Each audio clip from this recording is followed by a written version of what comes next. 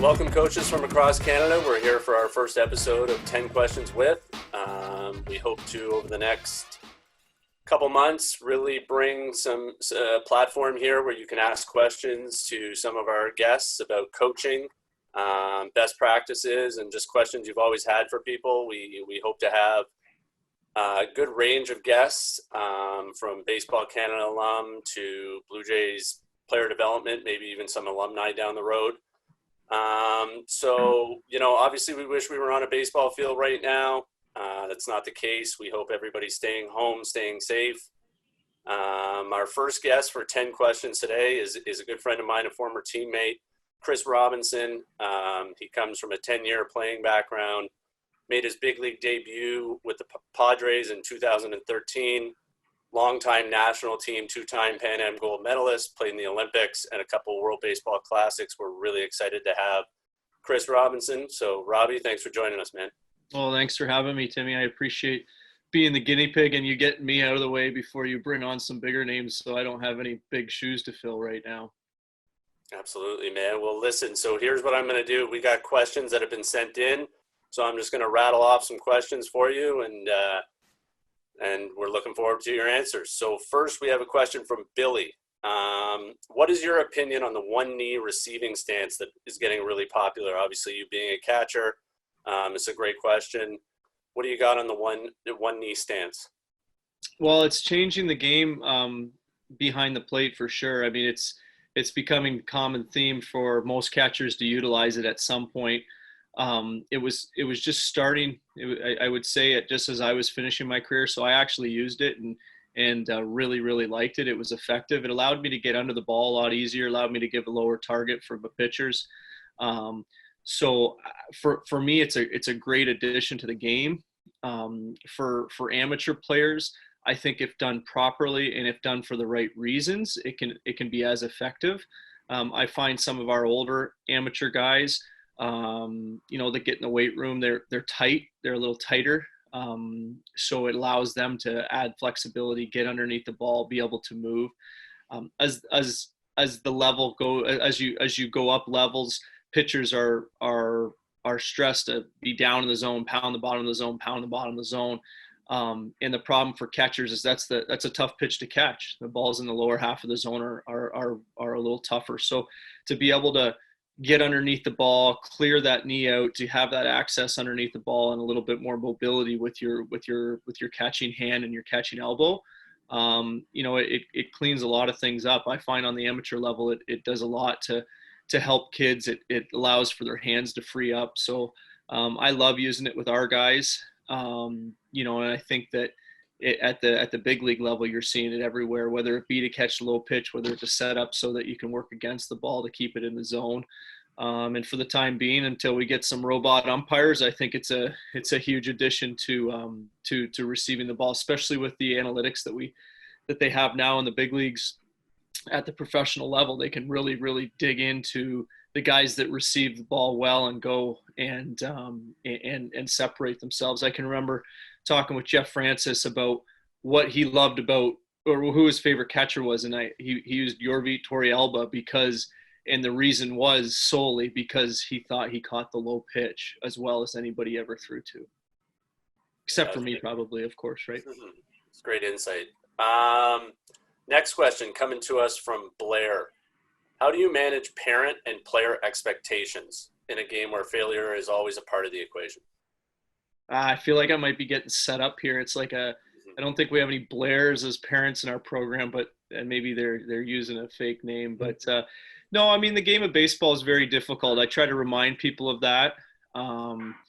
It's a game of failure, as he says. So even the best of players are going to fail more than they succeed. At the amateur level, that can even be magnified in some cases. For me, it's all about setting it, communicating with parents, communicating with players, letting them understand that there are going to be a lot of ups and downs in the game. I think a lot of the conversations I have with parents through our program is a lot of time it's reassurance. It's reassurance that they're on the right path. Just because maybe they're struggling right now doesn't mean that they're not going to be where they need to be when it comes to the end game. Also baseball's such a game of adjustments, and it's kind of cliched, but sometimes you do have to go backwards before you go forwards with maybe a major adjustment that you make. So, I mean, I think you just try to communicate that with parents. You communicate that with players that, hey, this is tough, and I know you're battling through this, but there's something at the end here that you're going to like, so keep pushing. And I get asked all the time by parents. It's like, oh, he's really struggling. What do I tell him?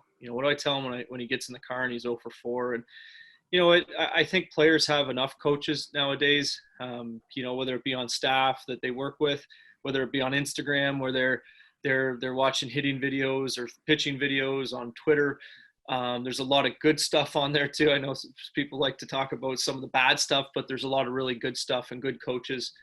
So I just remind parents to be mom and dad, and it's a lot of times what they hear from their kids is is the, oh man, I suck, or I can't hit, or I can't, I haven't got I haven't got a clean inning for a month, it seems like. So, I just tell them to be mom and dad, support them, on the way home from the field. If they have a bad day, remind them that it's going to be better tomorrow. Remind them that they're good players. And I think, we have a lot of former players within our program that are coaches now, and not one of us had a crazy parent, and we all got to play at a really high level, and not one of us had a parent that would make us walk home if we were 0 for 4. And I'd have to walk home if I swore at the top of my lungs and everybody heard it. But my parents were great. The fact that they were so supportive, and I knew that. And a lot of times, even in my professional career, I'd call home to vent, and I think they understood it was just a vent, and it wasn't what I actually meant. Yeah, your parents are great parents, and I would echo that. Most guys that I've always talked to, when you ask them about their parents, guys that played at a high level, I think the big word is, yeah, my parents were great. They were supportive. That kind of the theme. They never tried to coach. They never tried to like you said, put too much pressure on me, make me walk home, those type of things. It was more, it was about, I'm your parent, and you have coaches, but I'm always here to support you. So I think in the end too, Timmy, I think that, as players grow up, they remember that. Right. And I think that, to have the support of your family through difficult times when baseball can really, really, really throw a bunch of curveballs, not to use, a pun, but I think that, that's what gets remembered. I know for me personally, that's what gets remembered by how my parents were involved in my career. Was they were extremely supportive. They were an ear for me to vent to, but they were also, like, I never had to worry about them, adding to it if I was battling. So I think that sometimes is something for parents to remember is, once this is all said and done and they're grown-ups and you're going to watch their grandkids play, that you remember that. You remember how supportive they were, and that's the part of the going to the field and coming home from the field and being at the field with my parents that I remember is the support that I had. Absolutely. Next question comes from Mike. This is probably a question that I get across the country more than any other question when it comes to kids is, what is the age that players should start specializing at one position? I think that's a good question. It's a difficult question to answer because I think it varies by the player. And I think that at the young level, if we're talking, peewee baseball and below, even bantam baseball and below, it's hard because you really don't know what these guys are yet. The growth is huge still. I mean, the little Johnny could be the biggest kid by the end of a year. It's the way these kids grow, and it's crazy. So, I mean, I think it's really difficult to lock certain guys and pigeonhole guys into certain positions at that level. I think the game, to answer that question, I believe the game tells you. We believe here that the game kind of tells you when it's time to specialize. And if you have a kid that really separates himself on the infield as a shortstop, then, he'll probably play more reps there. That doesn't mean that we don't think it's effective for him to play other infield positions or maybe an outfield position, but we'll have him spend most of his time playing where we believe it's going to be in the end. And when you get into the elite level, I think that has a lot to do with it. It has to do with where we believe he's going to be, whether it be professional baseball or college baseball. So we try to tailor that. And at the younger level, before we get there, I think you just have to continue to develop athletes and move them around the field. And I know that's difficult because it is competitive. We're all competitive, especially, I coach a minor rookie ball team, and, it's hard not to be competitive, right? But you got to remember to kind of develop players everywhere. And maybe your kid that's playing first base that is playing first base because he can catch, maybe he's your best third baseman when it's all said and done. So to try to be versatile and move guys around at that young age, I think it's really, really important. And I know when we get players from good local organizations, the best players we get are the ones that are usually versatile and have played different positions all the way around. Yeah. From Dino, you just said, I know you're involved with the Great Lake Canadians, but I know you're also heavily involved with Dorchester minor baseball. So Dino's question is, how do I make my 9U teams have fun at practice? Obviously, playing baseball at the age of 8 can be very frustrating for a kid. So, to just make practice all about, you gotta do this and you gotta do this. How do you make it fun? I think I always try to keep guys moving, keep them moving, no downtime. Baseball, as you said, baseball's a difficult sport. So it's not something you can just roll out there. Like I always joke with my wife, the soccer player, it's not an easy sport like soccer where you can just throw a ball out there and kick it around. So, I mean, it's for me, it's keeping them moving, keeping them engaged. I know when we do some summer camps through Centerfield Sports here, it's trying to build competition, have competitions, ground ball competitions, fly ball competitions, so that kids are competing. We've always found that the more they start competing, the more into it they're getting. But for our practices and for our camps, we set up stations, and especially with the younger guys where their attention span is limited. I try to keep them there 5-10 minutes at the most, and just keep moving them, keep rotating. And for me at the youngest level, like that 8, 9, 10, it's about just developing interest in baseball, rather than developing, the elite baseball player, the kid that's going to play college baseball. Just keep them engaged, keep them so they get in the car after the game and they're excited to go back. That's for me. And I think moving them around, using stations and setting up some sort of in practice competition and stuff like that, I've always found it to be the most successful way of keeping kids engaged. Yeah, no, that definitely rings true with us with our Honda instructional clinics. We're dealing with a lot of, grassroots just starting out, and I think you hit the nail on the head I hope coaches that are coaching younger players really hear this, is keep them moving. The last thing you want to do is put a bunch of kids in a rock pile and go one by one on something. Just keep them moving, keep them active, and keep it fun. So, and I think too, Timmy, is one thing is the expectation of trying to teach 3 or 4 things in one practice. It's, I found, and I was guilty of that. I remember going out for my first minor rookie practice. I'm like, oh, this is going to be great. I'm going to do this. And it was just like a disaster. Right. And my expectation went from, let's learn one thing today. Let's have them learn one thing. And if we have to do the same thing next practice without making it too monotonous, let's try to get one thing going and have them take one thing away from today. So we just talked about the grassroots player. This next question comes from Rusty.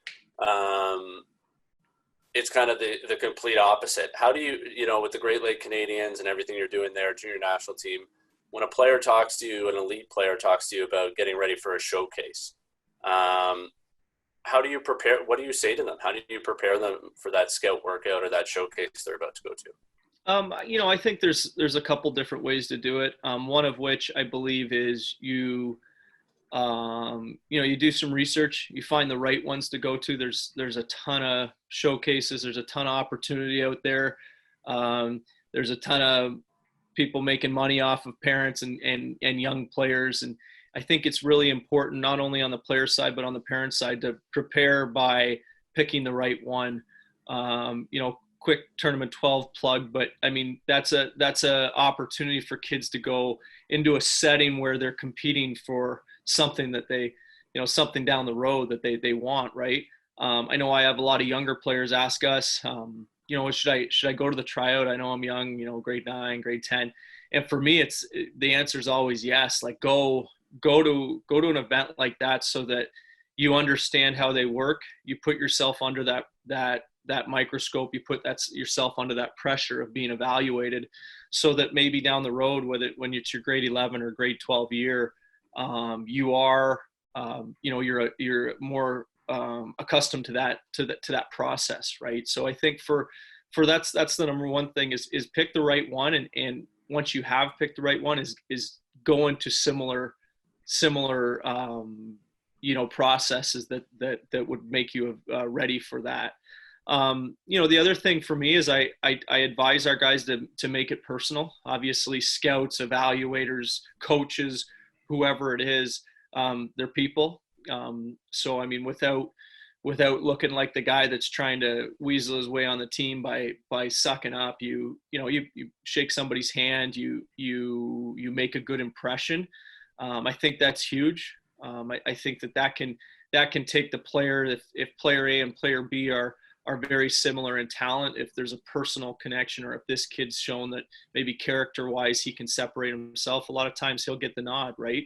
I apologize, Timmy, if you're getting 300 handshakes in the next little while through the tournament 12 process, but I think it's huge, and that was something I always tried to think about. As advice I got through when I was in college, in going through the draft process of my junior year. And the other thing I was advised was, look like you're really enjoying it.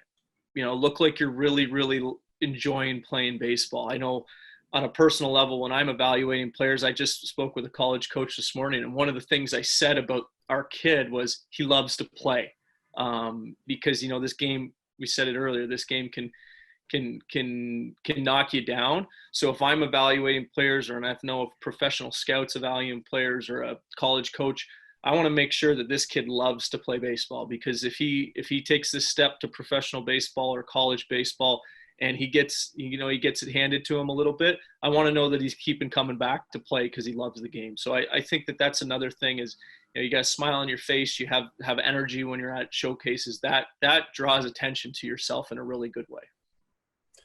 Yeah, no, for sure. And getting back, I appreciate the handshakes. It's not a great time for handshakes, but I think I remember there's certain things that coaches told me over the years that really stuck out, and one from professional baseball that I always remembered, and I think I keep it. I still use it to this day in my life. Is it takes no talent to be a good person. It takes no talent to be a good teammate. It takes no talent to work hard. And I think those little things, like you said, when it comes down to it, at the professional level or at the college level, when it's between two guys, and one guy's a great guy who to your point is having fun out there and really loves the game, and the other guy, might not be the greatest teammate, it's going to be a very easy decision. And there was no difference in talent. It was all just attitude and being a good person. So I definitely agree with everything you said.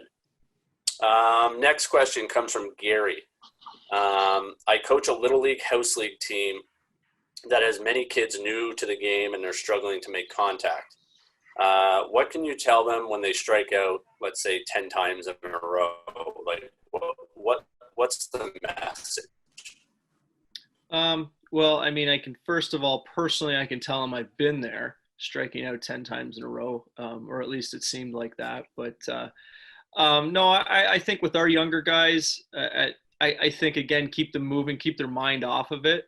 For me, one solution you would have is if you're playing rookie ball and little Johnny's up there and he swings and misses his 5 pitches and he's running back to the bench, before he can even think about what happened is, we have a ton of opportunity nowadays to have those little hitting nets and have a hitting net right in behind the dugout, and have another coach there that's just taking everybody, regardless of what they did at the plate, take them there and get them a 3 or 4 more swings or some swings right after, so that they have some success. And if that's off a tee or if that's off some soft toss or whatever it is, just try to take their mind off of it that they just struck out, and hopefully, you build some confidence, because with those younger guys, I can remember last year putting the ball in the machine and I'm like trying to will the ball into the barrel of the bat, and and especially at the youngest level, it's difficult. So if I can adjust quickly from a a failure standpoint to get them right back over and taking some swings, maybe that can help build some confidence, and then you'll find your strikeouts or your swings and misses will go down a little bit. Next question comes from Kyle. What do you wish the youth baseball coach community did better as a collective group? I always say this. I was very fortunate in Dorchester, Ontario, to grow up having some great local coaches that were dads that maybe weren't baseball baseball specific guys. They're actually, most of them were hockey guys.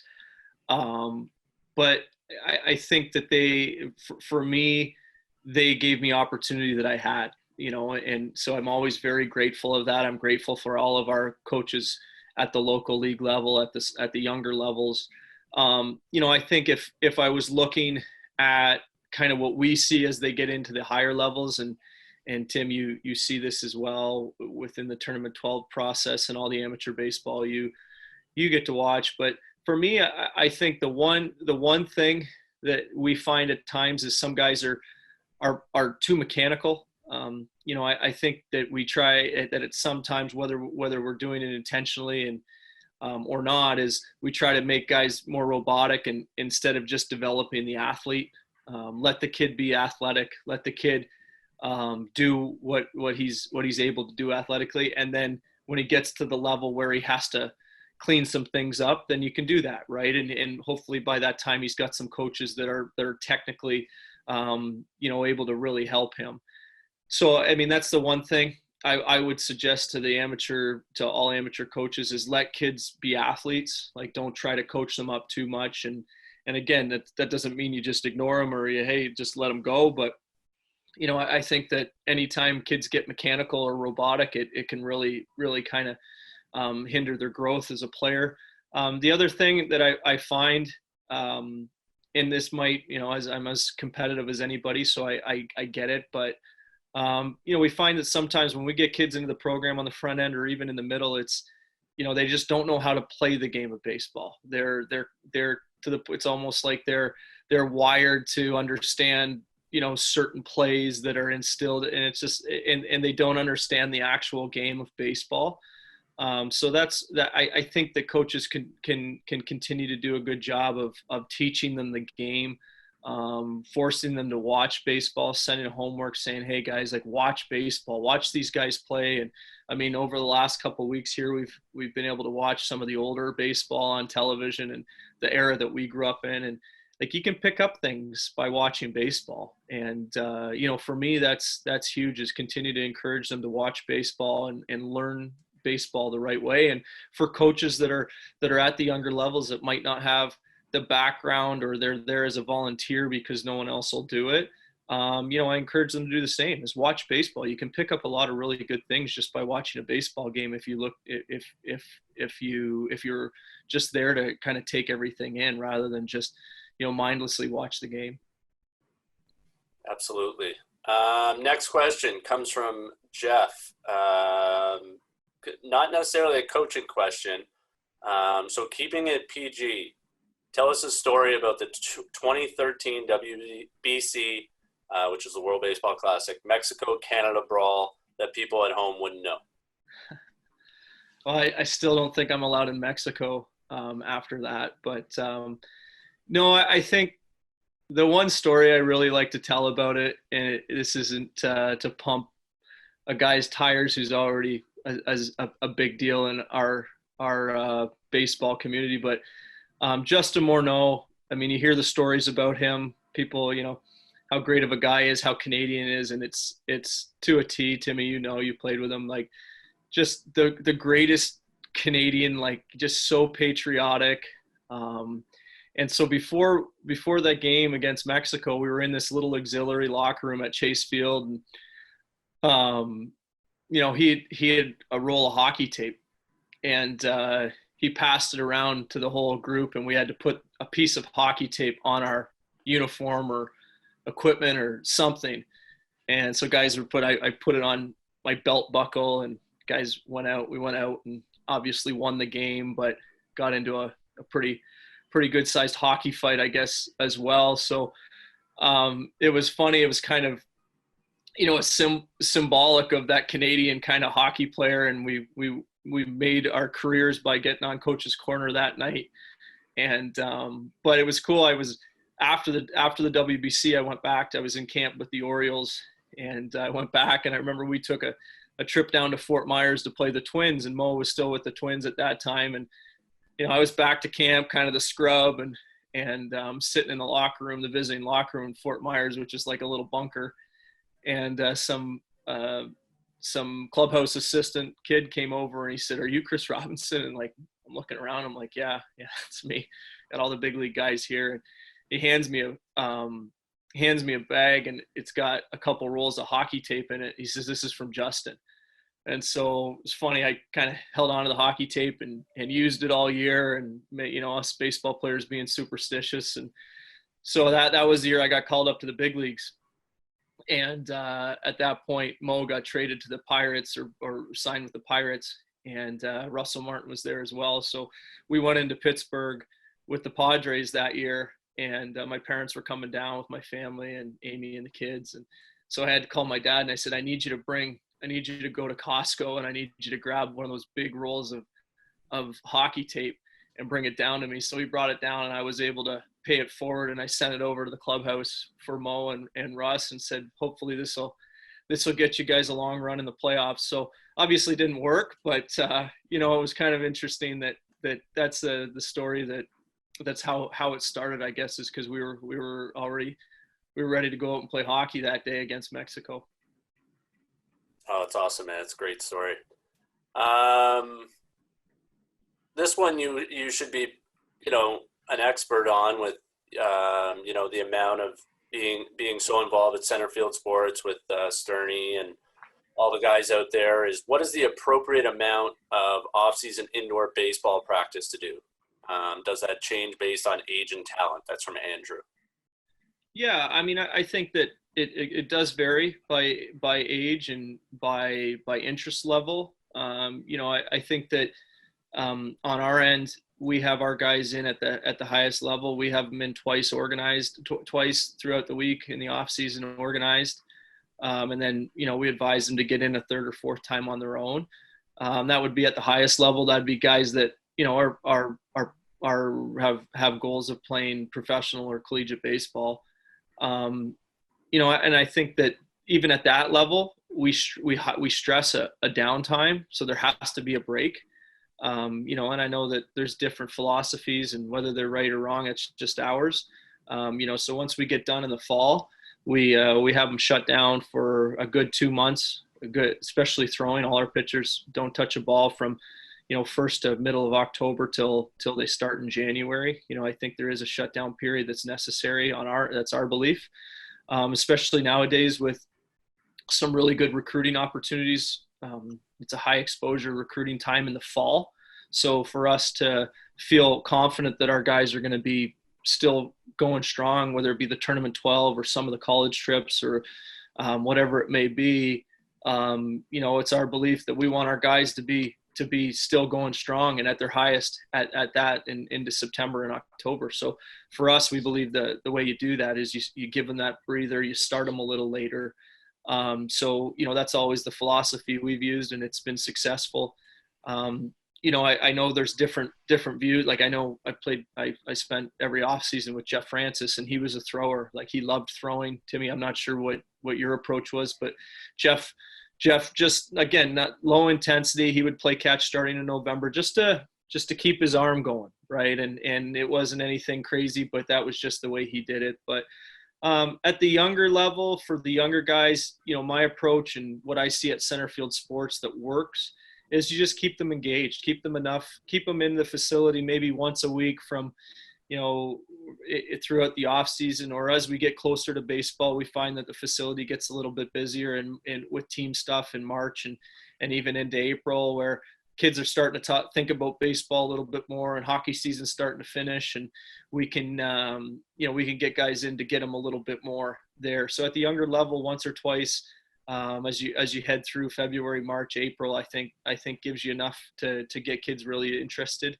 At the younger level, you don't want to do too much, and I know it's tough because I've got an 8-year-old son who just like all he wants to do is play baseball, and he loves hockey, he loves all that. But if I took him into work every day, he'd want to play baseball. So I think you have to be careful just because they love it. You want them to love it when they're 18 too, and 25, not just until they're 12.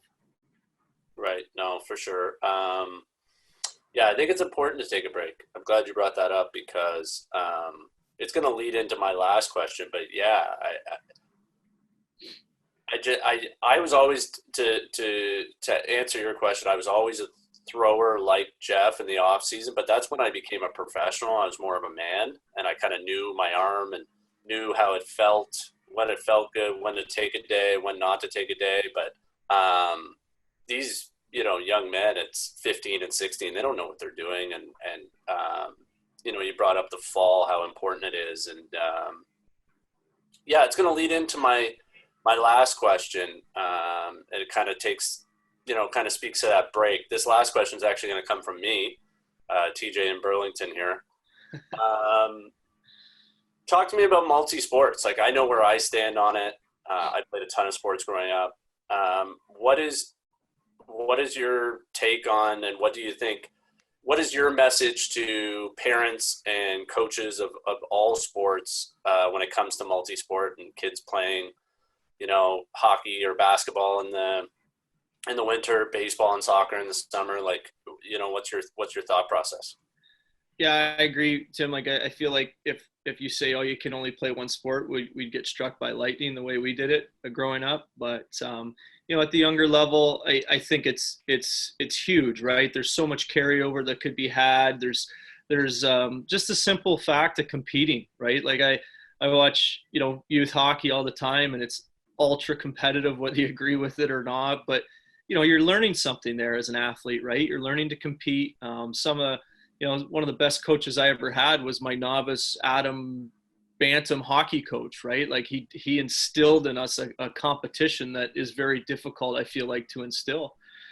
So there's a lot of carryover. I think that it's great for athletes. I talked earlier about developing athletes. Well, I mean, it's difficult to develop an athlete if they're only playing one sport, right? So I think that's huge. I know when we started the Great Lake program, our belief was we're going to be patient with multi-sport athletes, because if we want the best athlete, and we have belief that we can develop, athletes into baseball players. If we want the best athlete, where are they playing? What are they doing from September to March? Well, up here in Canada, they're playing hockey, right? So you have to have some flexibility with that. I think the more I do this, though, the more I see is it's difficult when you're sitting with a 16, 17, 18-year-old kid that tells you that he wants to play college or professional baseball. It's difficult not to advise them to really, really focus on baseball. And we've had times where guys will get hurt playing community hockey, and it'll stunt their growth on the baseball side. And again, that's okay. We don't want to take that opportunity away from them. We just want to make sure that they're lining up their priorities with what their goals are. And I think obviously at the young level that they don't know what their goals are yet. So you play as much as you can, and you enjoy the camaraderie and the teammates and everything that you can, that's instilled in you by youth sports. But, as you get higher up, and if you're still playing a high level of baseball and your goal is to play college or professional baseball, I think at least your off seasons have to line up with that. Right. And you said it, Tim, as you became a professional, you understood your body more, you understood what it took to be prepared. And I think that's something in the whole amateur sport world has sped up. I mean, you watch the hockey world now, it's crazy. It's crazy. And whether I'm not disagreeing with it, I'm not agreeing with it. It's crazy, right? Where what you're asking kids to do, and how much they're on the ice, and how much, and it's, you know, it's becoming the same in baseball too. But I think there needs to be that really good balance between developing athletes, developing competition, and then also lining up as you get older, lining up your priorities with what your goals are in the end. And you know, and I think that's I'm a huge supporter of multi-sport athletes, but there are times where it's like, I remember Adam Hall hurt his knee playing high school basketball. And it was like, this was a year and a half before the draft. And we're just like, my goodness, like he could have done that walking down the street. But at the same time, you know, this is a kid that's destined to play professional baseball. And, you know, regardless of what he wants to, the championship he wants to win with the Lucas Vikings, which we appreciate. It's like, is this really the best thing for this kid, right? Yeah, no, for sure. All great points there. Yeah, I think when it becomes real, to your point, you know, when you're Adam Hall, or even not Adam Hall, if you're a young man that wants to go play college baseball and you're 15 and you see and where you are in your career and your coaches are telling you this is a possibility, then I think it's time to, you know, pick that path. But early on, the more sports, the better. And it goes back to our original point of just keep moving, stay athletic and stay competitive. Well, you look at some of the kids that, you know, in the amateur program at the highest level in Canada on the national team. Desan Brown recently was, you know, we saw him play when he was from 14 years old and up. And, you know, it wasn't until probably his last 2 years, always had tools, always was a crazy freak of an athlete. But, you know, it wasn't always a baseball player or a real polished baseball player, is I guess what I'm trying to say. And then all of a sudden it was, and he turns into, you know, a high draft pick. And, you know, Demi Malloy, who TJ, I mean, obviously in Ottawa, same thing, right? Like he was a late bloomer. And I think I think a lot of that has to do with athleticism that was instilled in them with playing multiple sports. Yeah, man. Yeah, that's all I got. Those are our 10 questions. That was awesome. I hope coaches, I hope you got a lot out of that. If there are questions that you want asked on this kind of forum, we're going to be updating you on our Twitter at Blue Jays Academy to who are the upcoming speakers. Our next speaker is going to be a former teammate of Chris and I's. He's now the mental performance coach for the Toronto Blue Jays. That's Jimmy Van Ostren.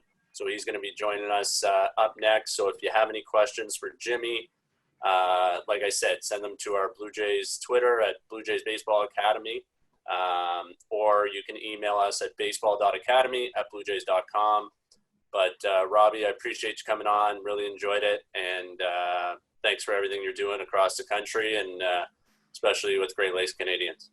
Well, thanks, Timmy, and thanks to you guys in the academy. I mean, it's great. It continues to grow, and you know, it helps amateur baseball from the very lowest level all the way up. I see it, as I said, one of my most important titles is the vice president of Dorchester Minor Baseball. So I see it at the grassroots level what the Blue Jays Academy is doing, and I love being a part of it. There's never a time I would say no, and I really enjoy it. So thanks for having me on, and hopefully it gets better from here. I mean, VO is a nice one. I mean, I'll ask the first question. You can ask him what happened on that night in Taiwan in the Olympic qualifier. Anybody that might not be a very well-known game, but it was for Baseball Canada. Yeah, best game I ever played. So we will definitely ask him. Good. All right, man. I appreciate it. Okay, guys. Thanks for having me. Take care.